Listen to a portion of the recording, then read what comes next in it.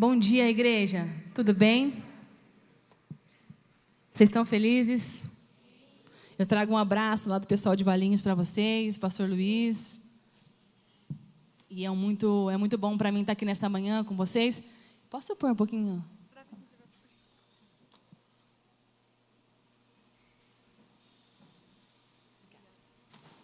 Aí sim. E nesta manhã nós vamos continuar, essa série incrível. Quem está sendo abençoado aqui por essa série de palavras? O legal das séries é a gente não faltar no culto, Porque uma palavra, ela vai complementando a outra. A gente vai sendo edificado com cada assunto. E eu estou achando incrível os temas dessa série, a verdadeira igreja. E nessa manhã, eu quero falar para vocês que uma igreja verdadeira, a verdadeira igreja, é aquela que vive pela perspectiva eterna. Você pode falar amém para isso? Quantos querem viver os seus dias olhando para aquilo que é eterno? E que difícil, não é? Que desafiador é para nós realmente vivermos nossos dias aqui na terra com a perspectiva eterna. Mas eu quero dizer para você que é possível, amém? Jesus disse que é possível, é porque é possível. E lá em Salmos 90, versículo 2, Moisés, ele vai dizer: antes de nascerem os montes e de criares a terra e o mundo, de eternidade a eternidade, tu és Deus. Por que a gente precisa, e a gente é chamado, a gente é despertado nessa manhã, para nós caminharmos as nossas vidas, os nossos dias com a perspectiva naquilo que é eterno? Porque o nosso Deus é eterno. Amém? O nosso Deus, a palavra diz que de eternidade a eternidade, tu és Deus. O nosso Deus é eterno. E quando Deus ele cria o homem, a mulher, ele cria Adão e Eva lá no jardim. Sabe, a palavra diz que Deus, ele todos os dias, à tardezinha, ele ia se encontrar com o homem no jardim. Sabe, existia ali um relacionamento eterno, algo duradouro entre Deus e o homem. E quando a serpente, o diabo, ele vai ali, ele convence a Eva, ele convence Adão a comerem daquele fruto, a morte, ela entra na história. Porque a palavra, ela vai dizer para nós, em Gênesis 2:17, o seguinte: mas Deus dizendo para Adão e Eva, mas não coma da árvore do conhecimento do bem e do mal, porque no dia em que dela comer, certamente morrerá. Sabe, Deus nos criou para vivermos, mas no pecado todos nós morremos. E Romanos, ele vai falar lá no capítulo 6, do versículo 23, pois o salário do pecado é a morte, mas o dom gratuito de Deus é a vida eterna em Cristo Jesus, nosso Senhor. Amém? Você pode dar um glória a Deus por isso? Sabe, o pecado ele entra e ele gera morte. Mas Jesus, por meio da cruz, ele restaura aquilo que Deus fez lá no jardim. Ele diz: olha, em mim a vida eterna continua. Em mim o caminho de volta, a vida eterna é acessível. E é interessante porque mesmo a gente hoje, nesse contexto, porque nós nascemos de Adão, nós somos filhos de Adão, naturalmente falando. Nós nascemos no pecado, nossos filhos nascerão no pecado, na natureza pecaminosa. Amém? Mas mesmo nesse contexto, mesmo nesse lugar onde a vida, ela natural, ela é curta, ela é limitada, a palavra diz em Eclesiastes que Deus colocou em nós um anseio pela eternidade. Amém? Eclesiastes, no capítulo 3, versículo 11, vai falar: ele fez tudo apropriado a seu tempo, mas também pôs no coração do homem o anseio pela eternidade. Mesmo assim, este não consegue, ou seja, nós não conseguimos compreender inteiramente o que Deus fez, mas existe dentro de cada um de nós um anseio pela eternidade. Amém, queridos? A cada dia que passa, mais tratamentos estéticos têm surgido. Eu não estou me opondo aqui, tá? Um botox é sempre bem-vindo. Um trem para levantar As partes é sempre bem-vindo. Mas tudo por quê? Porque existe um anseio no nosso coração de durar mais tempo. Sim ou não? Até os homens estão mandando bala nesse ramo da estética. Antes era só a mulherada. Hoje os homens estão aí buscando rejuvenescer, buscando levantar, né? Tirar aquela barriguinha, dar um up no viso. Por quê? Tratar a saúde. Hoje em dia se aumentou demais na área da medicina a questão da genética, de você estudar exames que de alguma forma vão estudar o seu DNA, para que você possa achar possibilidades de eventuais doenças, eventuais coisas que pode para você tratar preventivamente, para você não desencadear doenças ou questões de saúde. Para quê? Para durar mais. Então existe no coração do ser humano um anseio pela eternidade. E esse anseio foi Deus que criou. Por quê? Porque nossa natureza em Cristo, ela busca viver com Deus. Viver, restaurar o relacionamento do jardim, onde não existia o quê? Não existia o pecado e não existia a morte. Amém? Sabe, e como o Eclesiastes fala aqui, nós não conseguimos entender. Veja só, a literatura, ela nos conta diversas histórias que apontam esse desejo do ser humano pela eternidade. Nárnia, quem já assistiu Nárnia aqui? Lindo. Um filme que mostra um anseio por um lugar diferente. Oz, Atlântida. Quantos poetas brasileiros também não escreveram poemas que anseiam por um lugar? Por quê? Porque existe em nós, o ser humano, alguma coisa que a palavra está dizendo, um anseio por algo além, que é pela eternidade. Amém? Sabe, isso é muito bonito falar, mas a verdade é que nós não conseguimos entender de modo racional a eternidade, porque ela é algo sobrenatural. Ela é algo que Jesus traz para nós como clareza quando nós estamos nos relacionando com Ele. Nós não conseguimos entender o que está por vir de fato, mas a palavra de Deus, ela nos dá vislumbres da eternidade. Amém? Quando você lê a palavra de Deus, quando você começa a ler lá o final dos tempos, nós vamos começando a ver alguns vislumbres do que está por vir, mas não é nada certo e definido. Mas existe então esse anseio em nós. Agora, sabe, muitas vezes nós, como cristãos, como filhos de Deus, dentro da igreja, sabe, nós nos preocupamos demais com as coisas terrenas, queridos, sim ou não? Nós temos aumentado cada vez mais o nível de ansiedade por aquilo que está por vir. Nós somos preocupados demais com o nosso contexto terreno,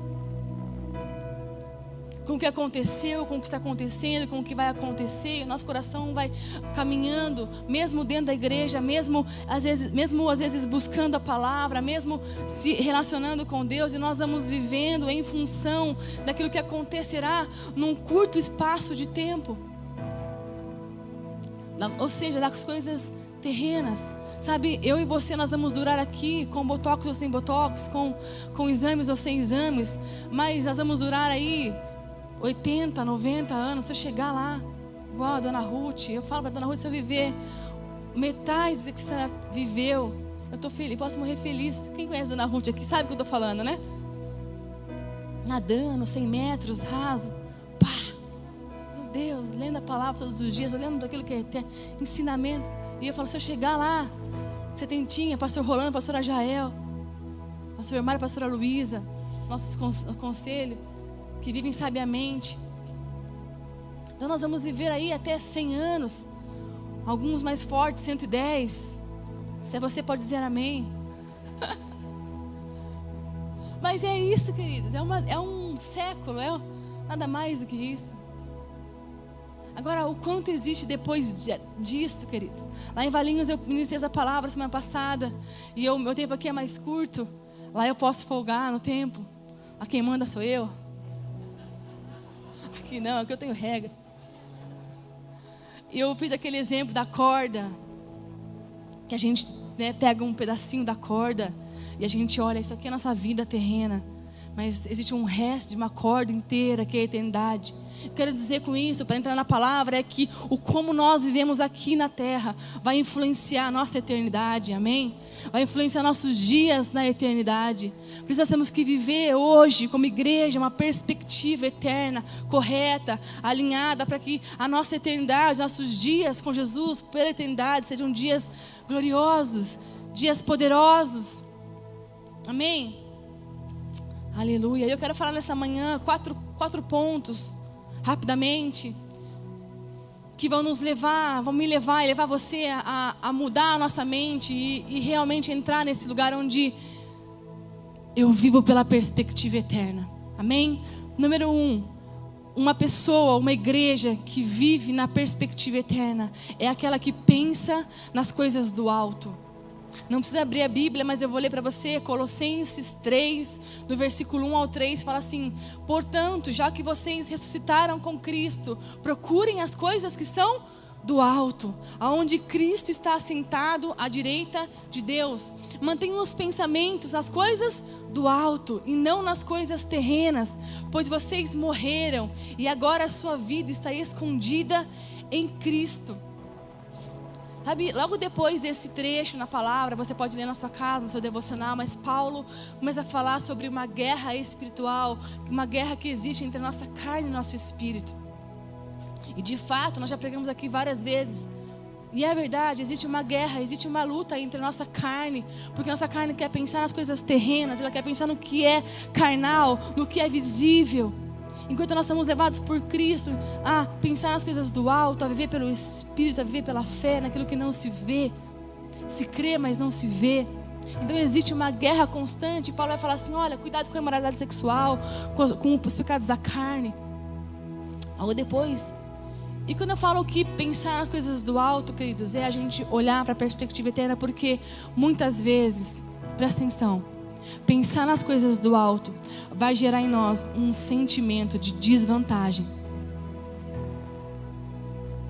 Sabe quando a serpente ela vai lá e ela fala para a mulher: mas come do fruto, não tem problema, você vai ter conhecimento. Ela começou a despertar no homem e na mulher ali que se eles não comessem e permanecessem na obediência a Deus, eles estariam em desvantagem, perdendo alguma coisa. Olhar para a perspectiva eterna vai sempre nos buscar uma vantagem terrena. Amém? Sabe quando você vê lá Êxodo 26, quando Deus manda Moisés, ele construir o tabernáculo? Coisa mais linda, lê na sua casa depois. Mas a palavra diz que Deus ele dá ordens para Moisés construir o teto do tabernáculo. Como deveriam ser as tábuas e como deveria ser o teto do tabernáculo. A palavra diz que existiam quatro panos, quatro véus, 4 tecidos, e Deus manda a Moisés, ele dá as cores que deveriam ser cada camada. Ele manda, ele ensina, ele fala para Moisés pegar os artesãos e desenhar querubins e tecer com ouro e com as cores. Sabe, Deus não dá nenhuma ordem para Moisés construir o chão do tabernáculo. O chão do tabernáculo era pó. Aonde eles estabeleciam a tenda era pó. Não existia um piso, um mármore, um porcelanato, nada. Por quê? Porque quando eles entravam naquele lugar, os olhos deles olhavam para onde? Para o céu. A beleza do tabernáculo estava no alto, em contemplar o céu, a perspectiva do alto, queridos. O chão era só pó, não tinha nada, nenhum capricho. Então, desde o começo, Deus estava mostrando algo, um princípio. Olha para as coisas que são eternas. Quando a gente olha para as bem-aventuranças, queridos, se você olhar para ela, é só perda. Aquele que chora é consolado. Perda no sentido assim, natural das coisas. Existe uma sensação de desvantagem. Amém? Mas a perspectiva eterna é: olha para o alto. Porque a vitória, porque o benefício, porque a promessa, porque a bênção não está nas coisas terrenas, está nas coisas do alto. Pensar nas coisas do alto, tira os olhos do que é terreno. Pensar nas coisas do alto, queridos, como eu li aqui, fala sobre permitir com que o Espírito Santo transforme o nosso coração. Que muitas vezes ser manso em situações vai parecer prejuízo para você. Que dar a face para o outro lado vai ser prejuízo para você. Naturalmente falando, eternamente não. Amém? Que ofertar, que abençoar alguém, que ajudar o próximo, que amar ao próximo, são coisas que naturalmente podem trazer uma sensação, um sentimento de que eu estou perdendo algo. Quando se olha na perspectiva terrena. Mas Paulo fala: olhe para o alto, pensai nas coisas do alto, porque morrer é lucro, queridos. Amém? Sabe, Filipenses 4:8 vai falar: finalmente, irmãos, tudo que for verdadeiro, tudo que for nobre, tudo que for correto, tudo que for puro, tudo que for amável, tudo que for de boa fama, se houver algo de excelente ou digno de louvor, o que ele fala? Pense nessas coisas. É por isso que existe uma guerra no nosso coração, na nossa mente. Porque muitas vezes pensar com os pensamentos do alto, ou pensar naquilo que é eterno, na palavra, pode nos dar a impressão de que nós estamos perdendo algo, igreja. Mas o Senhor nessa manhã quer desconstruir esse pensamento, amém? E nos levar a pensamentos eternos. Sabe, você está sendo transformado, produzindo frutos do Espírito. Você não está perdendo nada na terra, você está ganhando um galardão na eternidade. Amém? Você está construindo algo eterno. Você pode dar um amém para isso? Amém? Sabe, segundo ponto. Aquele que vive na perspectiva eterna, ele sobrevive a tempos desafiadores. Quem olha para aquilo que é eterno, quem olha para aquilo que é duradouro, sobrevive, passa pelas adversidades dando glória a Deus. Aleluia. Sabe, nós temos vivido aí 2 anos, estamos indo para o 3º ano, aparentemente tudo de alguma forma melhorando de uma pandemia. Mas quantos se desestruturaram na pandemia e ainda estão? Quantos ainda sofrem as consequências emocionais, psicológicas, financeiras? As dificuldades que vieram desses tempos difíceis, que estão retomando as suas vidas hoje. Mas sabe, quem olha para aquilo que é eterno, sobrevive, passa pela tribulação, tropeça, mas se levanta, porque os olhos não estão naquilo que é terreno, não estão naquilo que é material, mas estão naquilo que está por vir. Está na promessa de um Deus que não falha, está num Deus que é provedor, um Deus que é protetor, consolador, amém? Então vem as dificuldades, mas ela está lá: eu estou firme, eu caí, ferido, mas não abalado. Amém? Porque crê num Deus que levanta do pó, que levanta do lugar difícil, que traz dias de paz. É o Deus que está no barco, é o Deus que acalma a tempestade. Agora só desfruta, queridos, dessa perspectiva, desse milagre, quem tem a perspectiva eterna.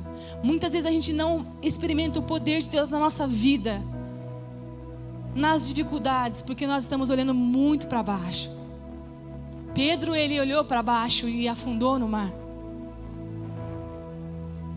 Amém? Aquele que tem a perspectiva eterna sobrevive a tempos difíceis. Sabe, se você está aqui nesta manhã e os seus dias são difíceis demais, eu quero te convidar a você falar com Deus e dizer: Deus, aonde estão os meus olhos? Aonde eu estou olhando? Será que está nos meus problemas? Ou está no Rei que resolve os problemas?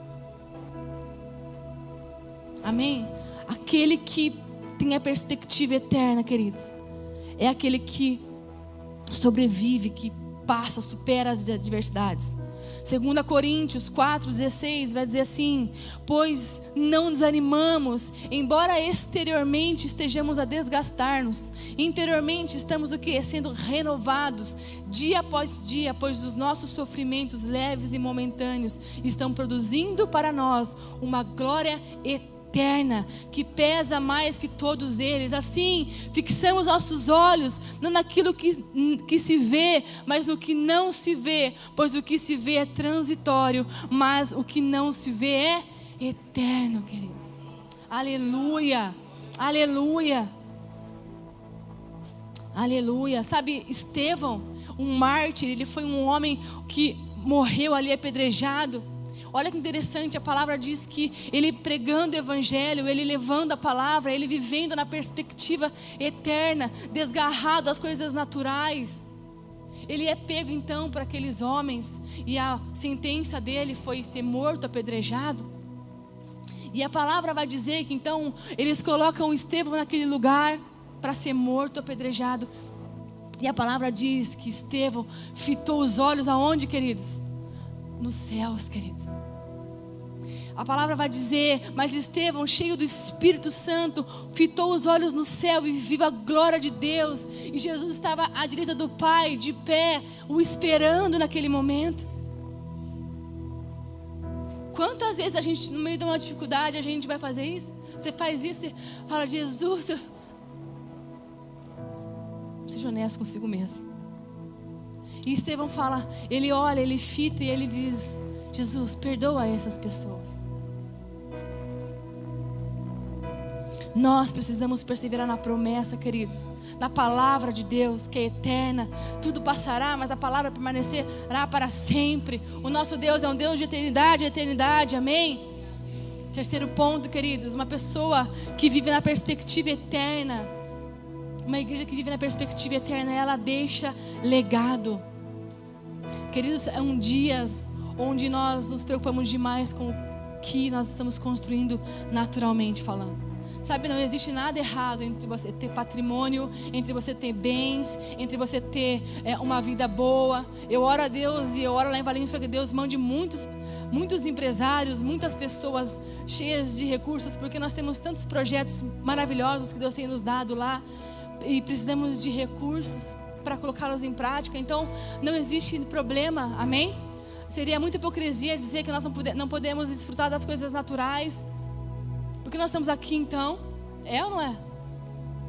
Viajar, conhecer o mundo, comer camarão, comer coisa boa, comer caviar, comer... É verdade, não é verdade? Mas, muitas vezes a gente vive preocupado em deixar herança. Ou usufruir disso, sabe, queridos? Procura deixar legado. Pais, procure deixar legado para os seus filhos. Igreja, isso aqui é muito bonito. Mas se a igreja hoje sair desse lugar e ela fechar, o que o bairro vai pensar? O que foi deixado, construído para esse bairro? Para a cidade de Campinas? Isso é legado.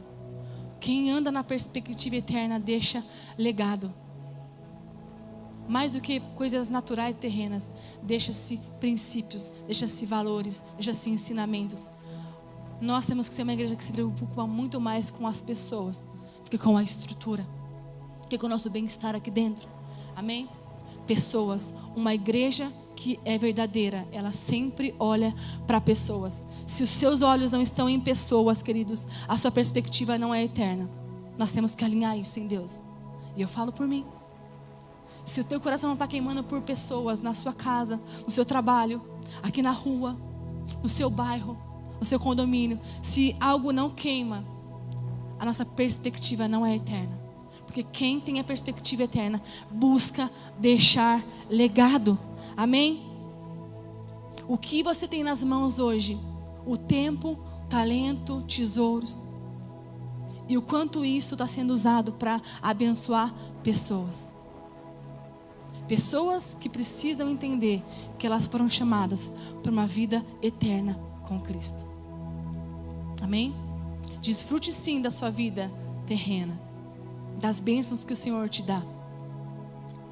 Mas não tire os seus olhos do eterno.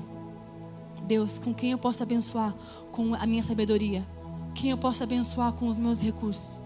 Quem eu posso abençoar? Jesus, o que eu posso fazer para abençoar o meu bairro, a minha escola, a minha faculdade? O que eu posso fazer para que pessoas venham a Ti através da minha vida?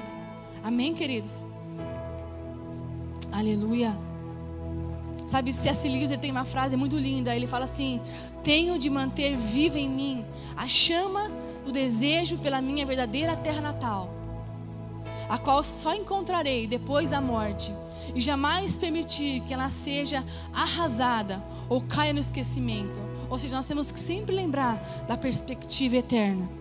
Tenho de fazer com que o principal objetivo da minha vida seja buscar essa terra e ajudar as outras pessoas a buscá-la também. Amém? Se a sua perspectiva for eterna, haverá um anseio no seu coração de muitos outros virem com você. Amém? E para terminar, 4 pontos. Quarto ponto: a verdadeira igreja, um cristão verdadeiro, ele anseia pela volta de Jesus. Amém, queridos?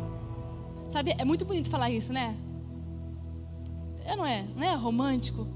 E o noivo espera pela noiva, e ele virá e encontrará uma noiva sem mancha, sem mácula, sem rugas. Mas será que de fato a gente anseia pela volta de Jesus? Sabe, ontem nós passamos por uma situação muito difícil lá em Valinhos. Nós, pastores, eu, o pastor Luiz, nós perdemos uma ovelha nossa, perdeu o marido ontem, na sexta-feira. Nós estamos acompanhando essa situação muito, muito, muito difícil. Eu falo que Deus está nos esticando demais lá. E eu fiquei, esse momento a palavra diz que é melhor um dia de luto, um dia de velório, do que um dia de alegria, porque a gente pensa nas coisas eternas, né? Naquilo que realmente tem valor. E aí eu estava deixando o pastor Luiz lá em Valinhos, vim com as crianças, e a minha filha, quem conhece, ela é muito questionadora, e ela, não contente em só receber a informação de que o Antônio perdeu o papai, né? Ela perguntou o que ele morreu, e como foi, o horário, e por que nós temos que ir de preto. Tudo em 15 minutos. Quem conhece ela sabe bem que eu não estou mentindo, né? E aí o Luiz começou a falar: olha, geralmente se vai de preto porque é um respeito. O preto representa o luto, um sinal de tristeza, e em respeito às pessoas, né, aos familiares, a gente tem o costume. E aí eu falei assim: olha, se quando eu morrer, falei para ela, filha, você pode ir de colorido. Vai a cor mais colorida que você tiver no seu armário. Por quê? Porque quem tem a perspectiva eterna, queridos, morrer é lucro. Amém? Quem vai ficar, vai ficar. Deus vai consolar. Mas eu vou estar no melhor lugar que eu posso estar na minha vida. Então, todo mundo colorido. Vocês estão aqui, vocês foram no meu enterro, vocês vão tudo de colorido. Arco-íris, bandeira colorida. Porque eu vou estar melhor que vocês. Eu vou estar lá na glória. Amém? Essa é a perspectiva eterna. E às vezes a gente fala sobre isso, mas a gente, lá no coração, a gente não tem esse anseio por Jesus voltar. Não, Jesus, eu estou noivo. E eu brinquei lá em Valinhos, eu falei assim: olha, vou dar um exemplo para vocês. Ontem à noite o anjo Gabriel me visitou, lá no meu quarto. Ele me deu um spoiler. Ele falou assim: olha, Mariana, avisa lá o povo de Valinhos que Jesus vai voltar dia 15 de julho a 1h15. Ó, é entre nós aqui, hein? Guarda, mas quem que você puder falar, vai falando em off. Dá um spoiler. Ó, vai começar a trovejar 11h30, já é um sinal, entendeu? Vai se preparando. Será que se a gente soubesse do dia e da hora, nós estaremos esperando ardentemente pela volta? Ou nós falaremos assim: não, Jesus, eu preciso casar antes, calma, não volta não, eu estou noivo, falta 30 dias, Jesus, pelo amor de Deus, eu paguei tudo, gastei 50 mil, não, eu tenho que usufruir. Jesus, eu não lancei minha canção nova ainda, meu CD não está no Spotify, calma, Jesus, calma, segura aí, volta em agosto. Não, Deus, peraí, eu não tive filho ainda, eu não viajei para a Europa ainda, calma, Jesus. Estou com planos, está saindo. São brincadeiras, mas lá no nosso coração, será que a gente caminha a nossa vida esperando para que Jesus realmente volte e esse seja o nosso maior anseio? Sabe, nós temos que pensar isso, igreja. Lá em Hebreus 13, 14, vai falar assim: pois não temos aqui nenhuma cidade permanente, mas buscamos a que há de vir. Amém? Buscamos o lugar eterno em Cristo, queridos. Tudo vai passar, a eternidade virá. E como é que nós vamos viver esses dias? Viver esse tempo? Amém? Nós precisamos ansiar a volta de Jesus. Precisamos orar por isso, clamar por isso, se apaixonar por isso. Eu estou aqui, Deus, eu estou vivendo meus dias na terra, em obediência, em santidade, construindo a minha vida, meu ministério, a minha família. Mas Jesus, volta logo. Jesus, volta logo. Vem, Maranata. Vem, Maranata. Uma igreja verdadeira é uma igreja que anseia, que clama por Jesus, pela volta de Jesus. Que volta. Lá em Valinhos, os meus meninos, os meus jovens lá, eles toda hora cantam essa música, Maranata. Eu falo, gente, chega um pouquinho. Mas eu comecei a admirar isso neles, porque eles querem que Jesus volte, eles querem cantar todo culto, domingo, Maranata. Quem já viu essa música não sei nem quem canta a música, mas vocês sabem quem é, né? Davi Cardoso, acho. Maranata, Maranata. Eu falo, gente, espera um pouquinho, vamos ver um pouquinho na terra. Não, é Maranata, Maranata. Existe um anseio, nós temos que ansiar isso, queridos. Volta, Jesus, volta. Volta, porque o que é eterno é melhor do que o que é natural. O que é eterno é melhor do que o que é terreno. Volta. Eu quero encerrar dizendo uma frase de Charles Spurgeon que diz assim: o tempo é curto, a eternidade é longa, e é apenas razoável que esta vida curta seja vivida à luz da eternidade. Amém?